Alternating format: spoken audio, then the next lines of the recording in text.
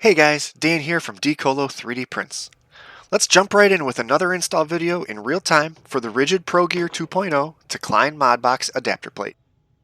Here's a quick inspection of the orange locking bricks and the front and back sides of the left and right adapter plates. Here's a quick tip.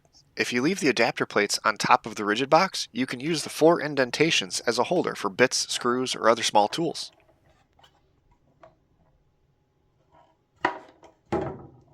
Notice the embedded M5 nuts that are seated in the center bracket section. This is where the orange center locking bricks will bolt down to. Instead of the normal slip-over style metal rail that Ridgid uses, we're going to make a small change to that approach. Raise one of the metal side latches and angle the adapter plate under the bracket. It should just barely have enough room to swing past the metal arm. Then, angle the adapter plate down and seat it in its 2 backside feet resting positions. And then you can do the same to the other side. Now, we can take the orange lockdown bricks and place them into their respective slots. They'll fit in perfectly, and we can begin to tighten down all 4 M5 by 14mm bolts into their seated positions.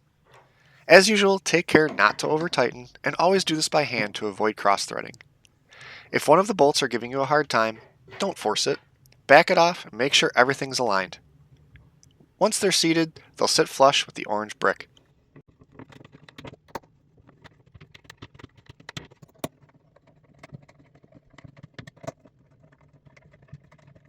Now, give it a nice wiggle to make sure it's tight, and grab whichever Klein ModBox you want to put on top.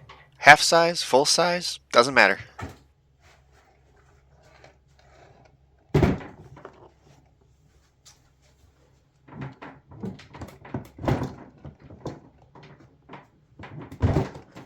Lock it in place, test fit, you're good to go.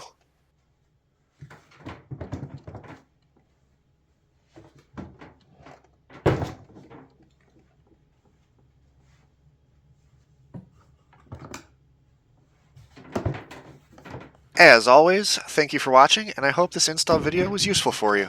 For anything else, other cool tool ideas, or just generic input, feel free to comment below, like, subscribe, and keep on bringing your ideas to life.